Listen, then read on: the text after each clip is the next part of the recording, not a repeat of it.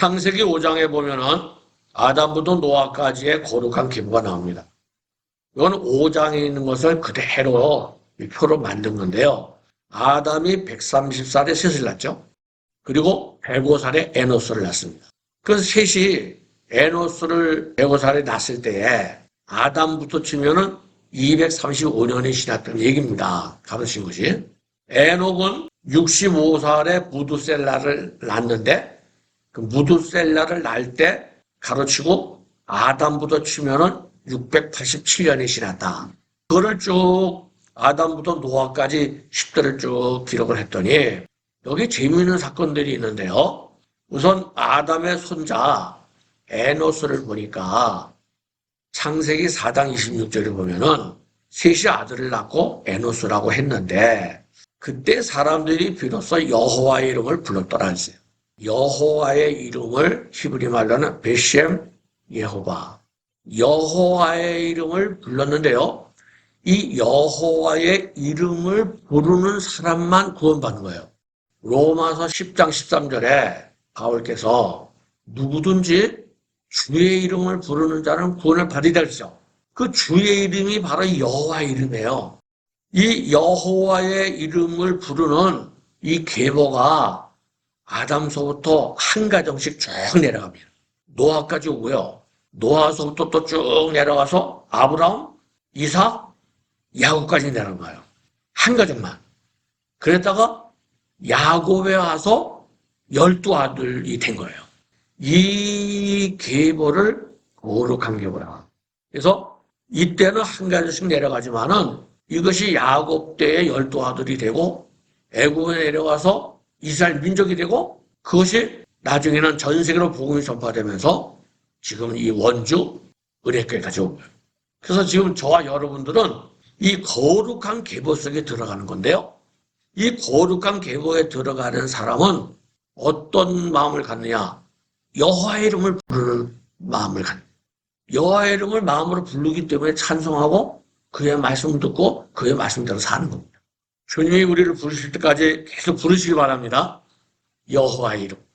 아담의 7대손을 보면은 에녹이 나오는데요. 이 에녹은 5장 24절에 보니까 에녹이 하나님과 동행하더니 그랬어요. 저도 옛날에요. 야, 에녹이가 300년 동안 하나님과 동행했구나. 대단하다. 그렇게 생각했는데 지금 생각해보니까 대단한 게 아니에요. 왜냐면 우리도 똑같잖아요. 우리도 지금 하나님과 동행하잖아요. 성령의 내용 속에 계시면은 우리는 늘 세상 끝날까지 마태복음 끝절에 나오잖아요. 세상 끝날까지 너와 항상 함께 하리라 했어요. 그래서 우리도 지금 동행을 하는 거예요. 여러분 연수는 틀리겠지만 여러분도 아직은 하나님과 동행하시죠? 동행해. 에녹이 특별한 자가 아니구나. 에녹이 동행을 하다가 하나님이 그를 데려가심으로 그랬어요. 데려가신다는 말이 히브리 말로 라카우인데요. 이 라카우, 데려갔다. 이것이 구약에 또 나오는데 엘리야가 엘리사에게 하나님이 나를 데려가신 거를 네가 본다면은 네가 후계자다. 그런 말을 열왕기 2장에서 말씀하는데요. 그때도 라카우. 이 에녹도 하나님이 그를 데려가심으로 라카우. 이 라카우란 말이 히라브로 말하면 하루파조인데요. 이 하루파조가 데살로니가 전서 4장 16절.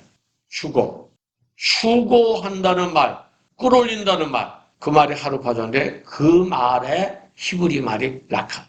에녹은 번 휴거자예요. 이게 살아있다가 올라갔잖아요. 엘리야도 살아있다가 붉은 것 타고 올라가잖아요.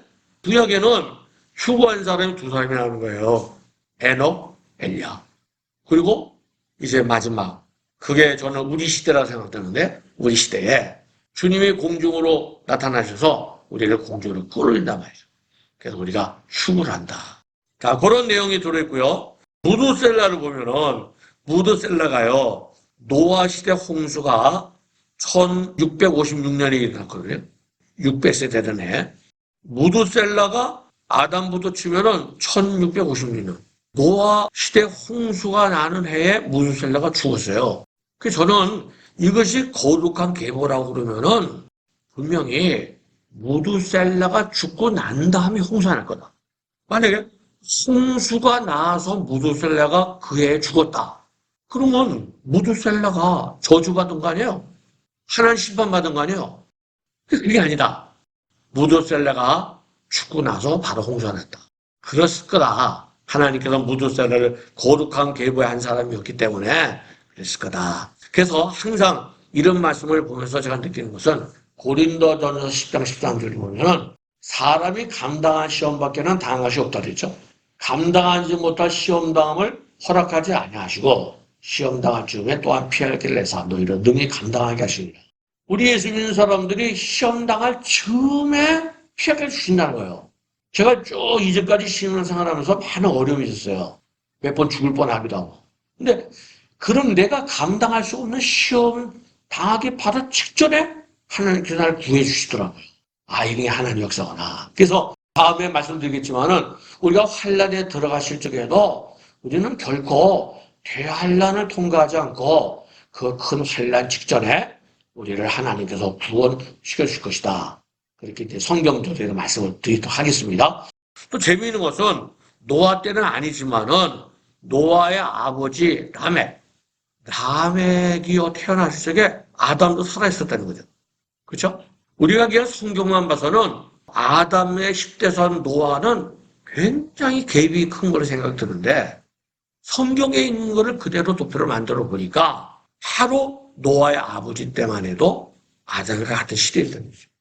그래서 아담이 죄를 져서 에덴 동산에서 쫓겨났다는 그 얘기는 노아 시대 때에도 먼 그 전의 얘기가 아니고 바로 동시대에 들을 수 있는 얘기였다는 거죠.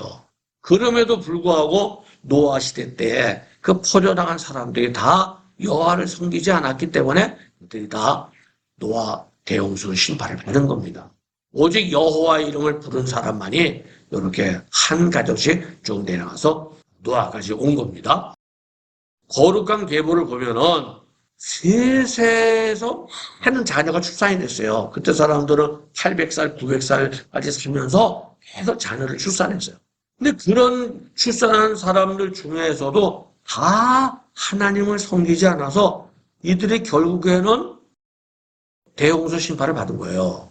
요 셋의 후손 중에서 한 가족씩만 이렇게 내려가고 노아까지, 10대까지 내려온 거예요. 이렇게 거룩한 계보가 노아까지 내려왔고요.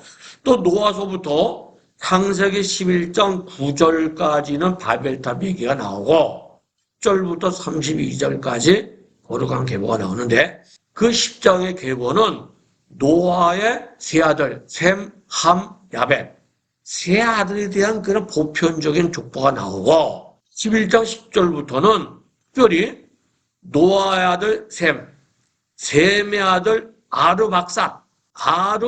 아르박삿이라는 이 아들을 통해 내려오는 10대 데라까지 아브람 이삭까지 그런 그 아르박삿을 통한 한 가정 쭉 내려오는데 이것이 바로 구원의 계보, 거룩한 계보라는 거예요.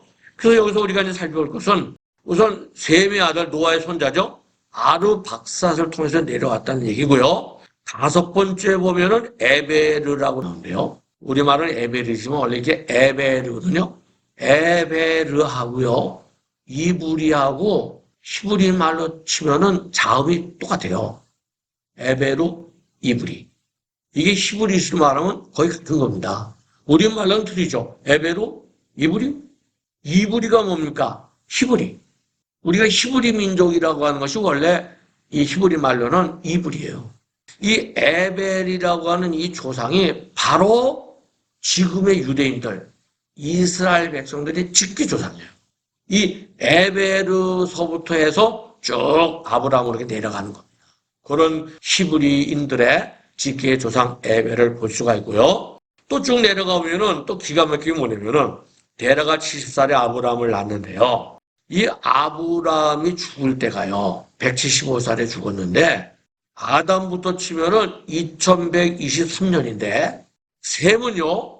죽을 때 나이가 아담부터 치면은 가로치고 2158년이에요. 셈이 아브라함보다 더 오래 살았어요. 아브라함이 죽고 한 20여 년 지난 다음에 셈이 죽었어요. 이게 말이 됩니까? 아니 이게 놓아야 될 셈은 한창 조상인데 지금 10대 몇십 대. 10대로 내려와서 아브라함이 셈보다 먼저 죽었어요. 이건 누가 믿겠어요 이게. 성경이 거짓말했을까요? 지금 노아가 500살에 셈을 낳고 셈이 102살에 아르박사를 낳고 이렇게 나온 걸 내가 도포 만들어 보니까 이렇게 기가 막힌 일이 있고요. 또 데라가요. 205살에 죽었는데요. 아브라함은 7살에 낳거든요. 그럼 데라가 205살에 낳을 적에 아브라함은 70배면은 135살이죠. 아브라함이 100살에 이삭을 낳았으니까 35살. 데라가 죽을 적에 아브라함 135, 이삭은 35살. 그러면 이삭이 아버지 모시고 장례 갔겠죠? 이 데라가 하란 땅에 살고 있을 텐데 가나안 땅에 살고 있던 이 아브람과 아들 이삭이 분명히 아버지 죽었다니까 하란 땅에 갔을 거다. 성경에는 나오지만 그러니까 노아가 살았을 적에 아브람도 이 거리가 얼마 안 됩니다. 분명히 노아는 아라랏산 쪽에 살았을 거예요. 지금 아라랏산이 터키 동쪽에 있거든요. 더 동쪽은 아르메니아, 아라랏산 그 밑에 농사를 졌을 건데 거기하고 데라 아브라함이 살던 하란 땅하고는 그게 먼 거리가 아니에요. 하란도 터키 땅이에요. 노아 때 홍수가 나서 모든 사람이 죄 때문에 죽었다는 얘기를 다 알았을 겁니다. 그런데도 사람들은 이 거룩한 게 못 들어갔죠. 저나 여러분들이 지금 이 도표를 보면서 우리가 지금 거룩한 계획에 들어왔구나 생각을 갖죠? 이 은혜입니다, 은혜. 아, 어떻게 하나님께서 나를 이렇게 택하셨을까? 작은 나를. 여러분, 우주의 별이요. 별이 1000억 개래요. 하나는 하늘의 별이 1000만 개만 있어도 대단하잖아요. 얼마나 많은 거예요. 그리고 태양이 지구도 엄청 크죠? 근데 무슨 자리던가? 거기는 별이 이만하면은 태양이 요만해. 그러면 우리 태양이 요만하면은 우리 지구는 조그마고 그 지구 안에 우리는 그 작은 존재를 위해서 하나님의 아들 이 땅에 오셔서 십자가를 죽으셔서 우리를 구원시켜 주셨다. 그래서 내가 지금 거룩한 계획에 들어와서 앞으로 우리가 휴가 갈 거고 영원히 천국 갈 거다. 얼마나 감사해요. 노아의 세 아들 셈, 함, 야벳인데요. 이 세 아들이 나온 자들도 다 이때는 뭐 심판은 아니지만은 바벨 흩트식을 받고요. 그리고 셈의 아르박사, 그 아르박사를 통해서 쭉 내려갑니다. 아브람까지. 이렇게 해서 아브람까지 아담서부터 거룩한 계보가 한 가정씩 쭉 내려왔어요. 이 중에서도 거룩한 믿음의 사람도 있었겠지만은 이어져 내려가지 못했어요. 그런데 셈, 아르박사, 아브람까지는 계속 한 가정씩 이렇게 거룩한 계보가 내려갔다는 겁니다. 그래서 아브라함이 창세기 11장 12장에 보면 갈대 우르에 살다가 하란 땅으로 갔다 하는 말씀이 나오는데요. 이 갈대아 우르라고 하는 이 도시는 오늘날로 따지면 대도시예요. 그 아브라함이 대도시에 살았던 거예요. 이 우르라고 하는 이것은 어디입니까? 유브라데스강, 티그리스강. 이 지역의 땅을 메소포타미아라는 말은 구강사의 땅이라고 하는 땅인데요. 계시록 보면은 여기에 네 천사가 앞으로 풀려나서 전쟁이 일어날 거다. 앞으로도 계속 중요 시대까지 이쪽에는 전쟁이 계속 일어날 겁니다. 이 우르라고 하는 곳에서 아브라함이 태어나서 이제 살았는데요. 이 우르라고 하는 것을 조선일보를 보니까 1922년에 울리라는 고고학자가 발굴을 했어요. 22년이면 딱 100년 전이죠? 100년 전에 발굴단을 이끌고 우르에 도착했다. 불과 지금도 90년 전에 땅을 이렇게 파다가 여기가 바로 아브라함이 살았던 우르였다는 것을 발견한 거예요. 그러니 성경에 나오는 우르라고 하는 것은 불과 100년 전만 해도 신화적인 얘기였다는 거죠. 우리나라 당군 시대처럼 옛날에 우르라는데 아브라함이 살았어. 이렇게 됐던 거예요. 아, 성경에 나오는 이 우르가 진짜 도시였구나. 하는 것을 알게 됐고요. 이런 게 이제 우르에 있는 보통 이런 걸 지그라시라고 그래서 옛날에 제단이죠. 제단인데 이런 것이 사실은 이게 땅에 묻혔던 거예요. 이게 얼마나 오래됐겠어요, 이게. 이거를 발굴단들이 땅을 파가지고서는 지금 이렇게 유적이 나온 거죠. 컴퓨터로 만들어 봤는데 학자들이 이 정도라는 거죠, 우리가. 전체가 25만 명 살았을 거다. 물론 그 안에는 3만 4천 명이지만은 그게 큰 도시였고 또 시민들은 회반족. 여기 이제 진흙이거든요. 쐐기 문자. 진흙이니까 이렇게 쐐기 문자를 썼잖아요. 이제 수메르 문명이 전부 진흙벽에다가 회칠을 하얗게 해가지고요. 그렇게 해서 멋있게. 애국 가면 피라미드 있잖아요. 피라미드도 원래는 거기다가 이렇게 진흙 발라가지고 회를 칠한 거예요. 하얀색. 거기서 아버지 제로와 함께 가나안 땅으로 이사를 갔는데 가나안 땅 올 날은요. 터키 남부에 있는 조그만 마을인데요. 창세기 11장에 보니까 데라가 아브람 또 모로 가족을 데리고서는 우르를 떠나 하란에 이르러 거류하였으며 데라는 나이가 205세가 되어 하란에서 죽었더라. 해란 땅입니다. 여기 특징은 이렇게 원추형으로 돼 있어. 구멍이 뚫렸어요. 안에 이렇게 불을 피우면요. 올라가는 거죠. 4, 5천 년 전에도 이렇게 돼요. 지금도 요거는 이제 관광지인데요. 지금도 요렇게 짓고 살아가는 거예요. 이렇게. 전봇대가 있잖아요.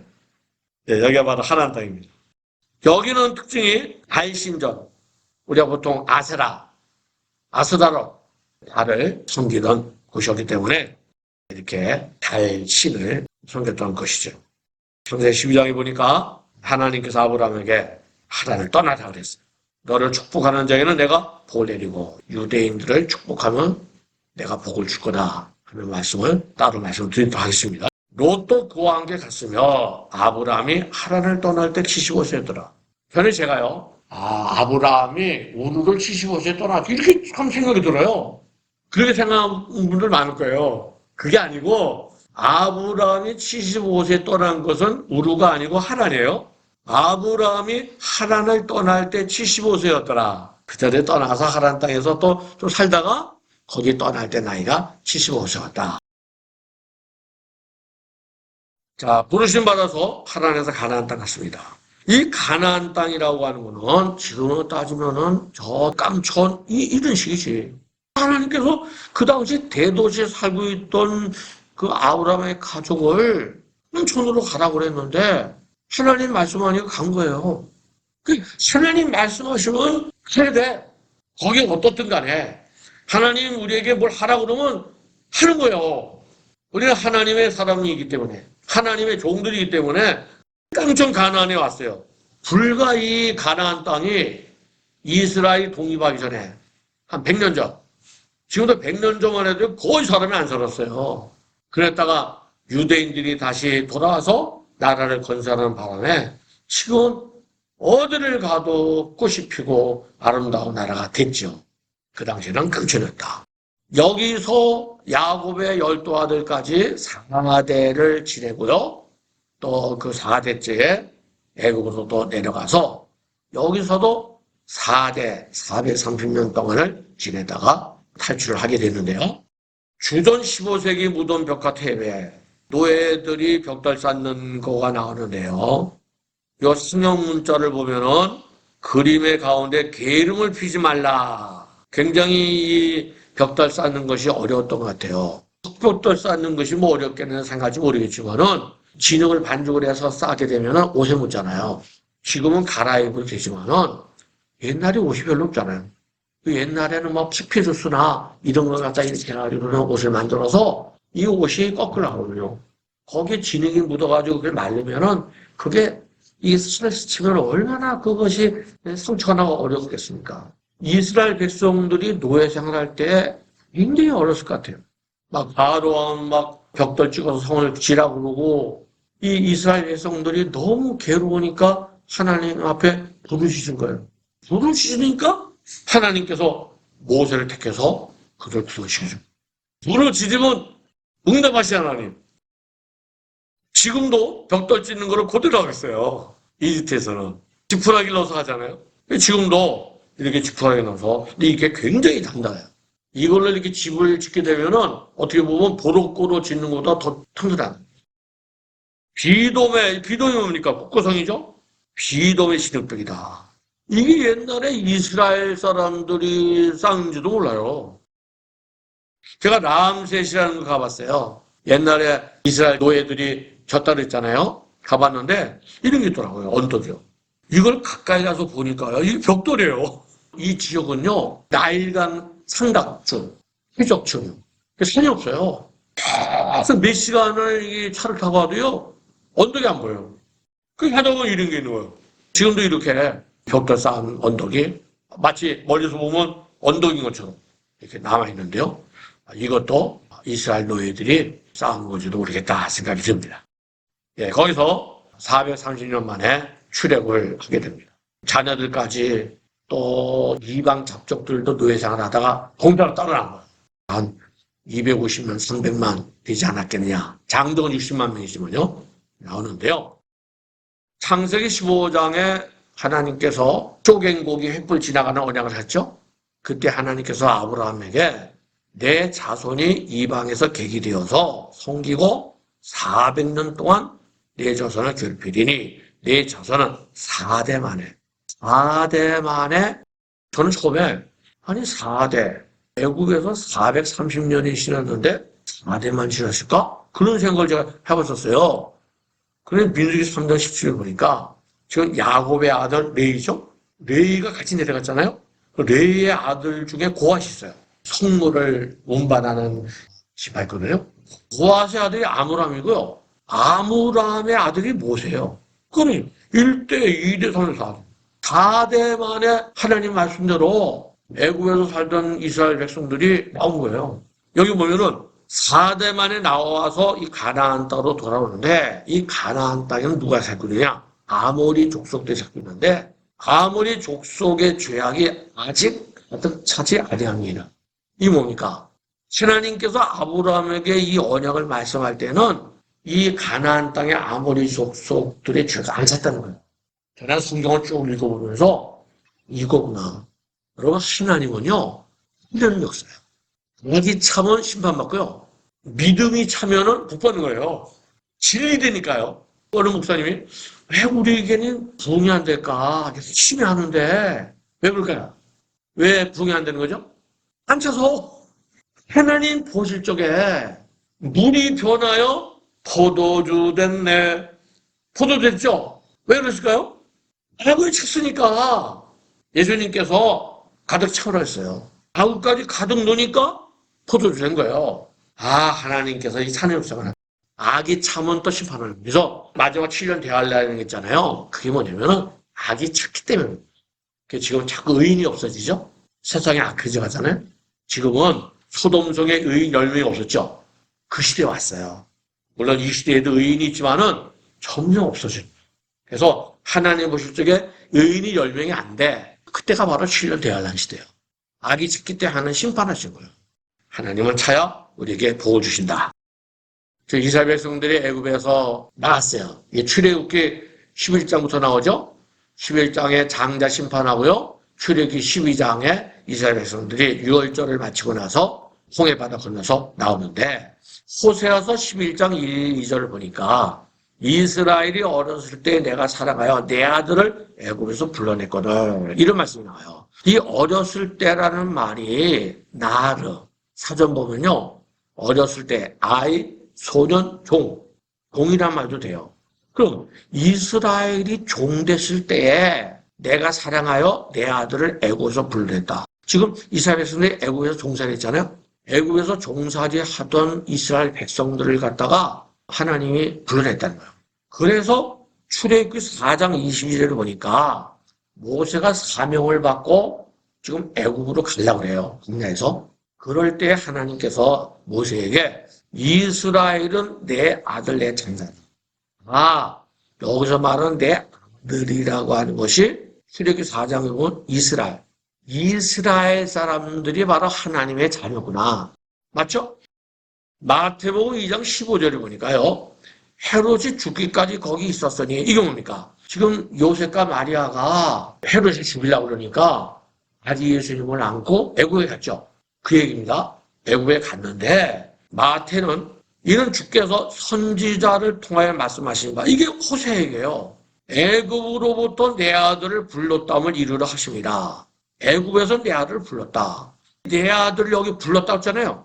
이 얘기를 지금 하는 거예요. 마태가 하는데 이 얘기가 출애굽기로 따지면 이스라엘 백성들을 뜻하는 건데 지금 마태복음 2장 15절에는 내 아들이 누구냐? 예수님이잖아요. 아기 예수님이 애굽에 갔는데 거기서부터 내 아들을 불렀다.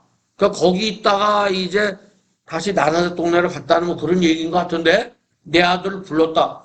여기서 애굽으로 내 아들을 불렀다는 것이 이루었다는 얘기인데 여기에서 내 아들은 여기서 말하는 이스라엘 말하는 건 분명히 아니라고. 이건 성탄에 대한 얘기니까 애굽에 피난 간 얘기니까 분명히 내 아들을 불렀다는 얘기는 예수님을. 그 예수님을 애굽에서 불러냈어? 이게 말이 돼? 예수님은 2000년 전, 지금 출애굽은 3400년 전이에요. 1446년에 나온 거거든요. 이스라엘 백성들이.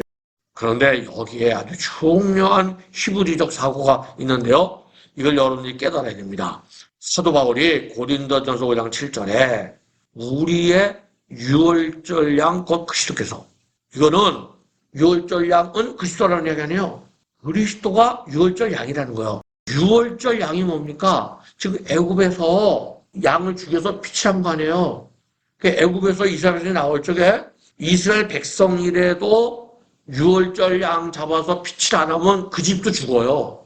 이스라엘 백성이라도 유월절 양을 잡아서 그 피치를 문 좌우인방 문설주에 칠해야만 살 수가 있는 거예요. 그렇죠? 출애굽기 15장에 그렇게 나오겠죠? 이스라엘 백성 장자가 죽지 않은 그 피치를 한 유월절 양이 바울 사도에게는 그리스도라는 거예요. 그리스도가 누굽니까? 예수님 아니에요? 예수님이 죽었다는 얘기요. 이게 바로 히브리적 사고입니다. 그러니까 우리 생각에는 예수님이 2000년 전 십자가에 죽으셨잖아요. 죽으셨는데 3500년 전에 애굽에서 종살이 할 때 그때도 문지방에 예수님이 죽으셨다는 거예요. 과거로 소급해가는 거야. 헬라 사상은 과거, 현재, 미래가 뚜렷해요. 이게 과거가 현재 아니에요. 일어날 수 없어요. 그런데 히브리적 사상은 과거, 현재, 미래가 없어요. 그냥 예수님께서 2000년 전에 그냥 이 땅에 이렇게 오신 것뿐이야. 그 전에도 주님의 역사가 있는 거예요. 그냥 그 시점에 온 것뿐이야. 그러니까 예수님이 십자가에 2000년 전에 온 거는 과거에도 해당되고 지금도 해당되고 앞으로도 해당되는 거예요. 누구든지 예수님을 믿으면 과거나 현재나 미래나 믿으면 구원받는 거예요. 2000년 전에 십자가는 2000년 사건이니까 지금은 해당 안 돼. 그렇잖아요. 히브리적 사고는 과거, 현재, 미래가 없어요. 자, 유월절 양은 그리스도예요. 그런데 여기 출애굽기 10장을 보니까 내가 애굽 땅을 칠 때에 그 피가 너희가 사는 집에 너희를 왜 표적이 될지라 내가 피를 볼 때 너희를 먹으리니. 지금 우리 개념으로는 예수님은 삼위일체 이유야. 예수님은 하나님의 아들이시면서 하나님과 동체시잖아요. 맞죠? 예수님이 하나님이 아니시면은 어떻게 우리를 구원해? 예수님이 인간이 아니려면 어떻게 죽어? 그래서 예수님은 하나님이시며 동시에 인간이셔요. 이게 우리 신앙 고백이에요. 아시겠습니까? 그러면 예수님이 우리 신앙 고백은 하나님이셔. 하나님인데 지금 애굽에서 애굽 장자를 죽였잖아요. 죽일 때 하나님께서 직접 애굽에 오셔서 죽이신 거예요. 그들을 죽이는 건 시행하는 건지 천사가 하는 거지. 하는데 거기서 이스라엘 장자가 죽임당하지 않은 것은 그분 자신이 유월절 양의 그리스도라고 그랬으니까 그분 자신이 죽은 거예요. 그러니까 우리 신앙은 예수님이 우리를 위해 십자가에 죽으셨는데 그것만 끝나는 게 아니잖아요. 그것만 끝나면 우리는 구원받을 수 없어요. 죄산 받아도. 예수님이 3일 만에 부활하시잖아요. 부활했죠? 그래서 우리도 지금 육신은 죽는 육신이지만은 우리의 영이 살아난 거예요. 우리가 부활의 영이 된 거야. 근데 지금 육신이 있기 때문에 지금 하늘나라는 못 가는 것뿐이지. 이것이 나중에 휴거할 때 부활체가 돼서 주님 만나는 거야, 그때는. 영원히 죽지 않는 몸이 되니까, 부활체가. 근데 지금은 이게 썩을 몸이기 때문에 주님을 만날 수가 없는 거예요. 하나님께서 애굽 땅에 오셔서 유월절 양으로 죽으셨어요. 죽으셨으면 그걸로 끝났나? 그걸로 끝나고 이스라엘 백성들은 천사가 이제 앞서갔다 했잖아요. 나갔을까요? 아니잖아요. 나중에 금송아지 성도설 적에 하나님께서 너희들은 패역한 백성이니까 내가 너와 함께 하지 않겠다. 천사만 보내겠다 그러니까 모세가 난리가 났잖아요. 안 된다고. 하나님이 함께 하셔야 된다고. 그 얘기 뭐예요? 이스라엘 백성이 애굽에 나올 적에 천사만 나온 게 아니에요. 하나님께서 이 땅에 내려오셔서 유월절 양으로 죽였어요. 그러면 분명히 부활한 예수님과 함께 나온 거예요. 이스라엘 백성들이 3,500년 전에 부활하신 주님과 함께 나온 거라니까. 바울이 고린도 전서 10장에서요. 우리 조상들이 애국에서 나올 적에 모세에게 속하여 다 구름과 바다에서 세례를 받고 했어요. 홍해바다 걷는 것을 세례라고 말해요. 사도 바울이. 세례가 뭡니까? 로마서 6장에 보니까 세례는 예수와 함께 죽고 예수와 함께 사는 거예요. 이게 세례야. 이게 진정한 영적 세례라고요. 우리가 예수님 믿으면 예수님과 함께 내 육신이 죽은 거예요. 그 주님과 함께 내가 사는 거야. 그게 세례요. 근데 사도 바울은 이스라엘 백성들이 세례를 받았다 했잖아요. 그 예수님이 여기에 개입이 안 됐으면 안 되는 거예요. 그리고 나라에 갔죠. 거기서 나무를 던졌더니 스물이 던져졌죠. 그 나무가 뭡니까? 제가 보여준 게 십자가예요. 우리를 고치시는 분이에요. 나는 치료하는 하나님이라 그랬어요. 그 마라에서 하나님께서 우리를 치료하는 하나님. 그것만일까? 우리가 예수 믿고 난 다음에는 말씀을 먹어야죠. 그래서 목사님이 이렇게 설교를 시험찮게 하면은 그런 교인들 많이 왔어요. 너무 애통하는 거야. 설교 말씀 들으러 왔는데 오늘은 전차 설교야. 막 이럴 때가 많아. 신뢰가 음식 만나죠? 만나는 신명기 8장 3절에 보니까 만나는 하나님의 말씀. 예수님 그 시험 받을 적에도 사람이 떡으로만 해꾸지 않아야 했잖아요. 여러분 오늘도 하나님 말씀 드시러 오신 거 아니에요? 신뢰가 음식. 신뢰가 음료 생수를 마셔야 됩니다. 그런데 바울은 그 신뢰한 반석으로부터 마셨는데 그 반석은 곧 그리스도시다. 출애굽기 17장에 르비딤에서 모세가 낙하 내려쳤어요. 여러분 낙하라는 히브리 말은 때려 죽였다는 뜻이에요. 거기서 지팡이를 갖다가 그 반석을 해서 때려 친 거예요. 쳤더니 거기서 생수가 나와. 근데 그 반석이 바울은 그리스도는 그 반석은 또 그리스도를 했잖아요. 그 반석이 이스라엘 백성들이요 광야 생활할 때 따라다니는 그 반석이. 그 반석이 바울은 그리스도를 했어요. 근데 예수님은 가이사르 빌립보에서 베드로에게 뭐라 그랬죠? 내가 이 반석에 교회를 세운다 했잖아요. 그 교회를 세우는 게 베드로에게 세운 게 아니잖아요. 천주는 그렇게 믿지만 바로 이 반석이라고 하는 거는 뭡니까? 이 반석이 교회를 세운다는 거는 바로 예수 그리스도 위에 세운다는 거예요. 이 반석, 여기 봐, 그 반석, 그리스도요. 그 반석이 광야 갈 적에 계속 따라다녔어요. 그럼 그 그리스도 누굽니까? 우리의 신앙은 예수님입니다. 예수 그리스도, 부활의 예수님과 함께 애굽에서 이스라엘 백성들이 떠난 거예요. 예를 들어서 우리가 예수님 믿었어요. 우리 안에 예수님 오셨죠? 이 안에. 엄밀히 예수님 오신 게 아니지. 지금 예수님은 하늘보다 우편에 계시잖아요. 우리가 예수 믿고 내 마음에 예수님 오셨다고 하는 얘기는 엄밀히만 해서는 성령이 오셨다는 얘기야. 그렇죠? 성령이 오신 거를 우리는 예수님을 내 마음에 오셨다고 하는 거예요. 틀린 얘기는 아니에요. 그렇죠?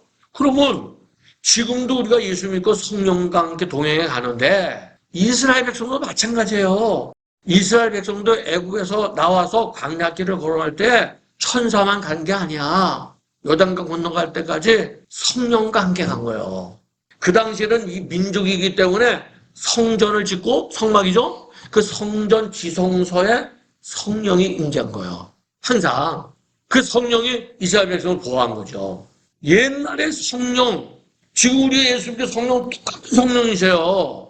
이스라엘 백성이 애굽에서 나올 적에 부활의 예수님과 함께 간 거예요. 이해가 되십니까?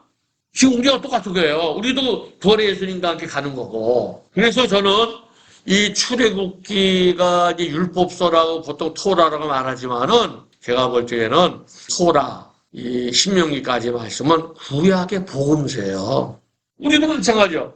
여러분 바울 서신 같은 거 다 복음이잖아요. 복음인데 사실은 그렇지가 않아요. 자 보세요. 쉬지 말고 기도하라 그랬어요. 쉬지 말고 기도하라. 그게 복음이에요. 율법이에요. 세상 끝까지 우리 복음을 전파해야죠. 권사님이시죠? 네. 네, 그러면 세상 끝까지 복음을 전파하라 그랬어요. 그럼 그게 복음이에요, 율법이에요. 명령. 그러면 마음을 다해서 저희 앞에 권사님 마음을 다해서 하나님을 사랑하라는 거예요. 죄인이 가는 계명이라 했잖아요. 첫째 가는 계명이라 했잖아요. 이웃을 사랑하는 둘째 계명이고. 그렇죠? 이게 무슨 얘기냐면 오락가락하죠. 사랑은 복음이에요. 사랑은 하나님이세요. 그 하나님이 성령으로 내 안에 오시면 나도 사랑이 되는 거예요. 사랑은 복음이에요. 그런데 사랑하라, 행하라는 거죠. 하라 그러면 그게 율법이에요. 이스라엘 백성이 애굽에서 나왔죠. 복음으로 유월절 양으로 피치라고 부활의 예수님이 거기 나온 거예요. 복음을 통해 구원받은 거예요. 홍해바다 세례받고요. 신령한 양식과 생수를 마시면서 간 거예요. 우리하고 똑같은 거예요. 틀린 거는 우린 개인적으로 가지만은 그들은 민족적으로 갔다는 것뿐이에요. 그래서 모세는 건너가지 못한 거예요. 율법이기 때문에. 여호수아 바로 예수님까지 건너갈 수 있는 거예요. 복음을 전파하라. 그러면 율법이에요. 쉬지 말고 기도하라. 그러면 율법이에요. 그 우리도 예수 믿고 열심히 교회 나가고 심조 드리고 열심히 전도도 하고 헌금도 드리고 율법을 행하는 거예요. 이게 바로 계시록 19장에 나오는 세마포는 성도의 옳은 행실이라 했어요. 그 옳은 행실이 바로 율법이란 말이에요. 미시파트라는 히브리어 말인데 그걸 우리가 이제 행하는 거예요. 그 옛날에 애굽에 나온 이스라엘 백성들이 구원받아 나와서 율법의 길을 걸어간 것처럼 우리도 예수 믿고 구원받아서 주님 부르실 때까지 율법의 길을 걸어가는 거예요. 율법은 동전의 양면과 똑같은 거예요. 이쪽에 복음이에요. 이쪽으로 보면 율법이에요. 그래서 예수님은 복음이죠. 이 예수님이 뭐요? 율법의 완성이에요. 바리새인들은 가짜 율법주의자예요. 가짜. 예수님이 진정한 율법주의자예요. 완성했기 때문에.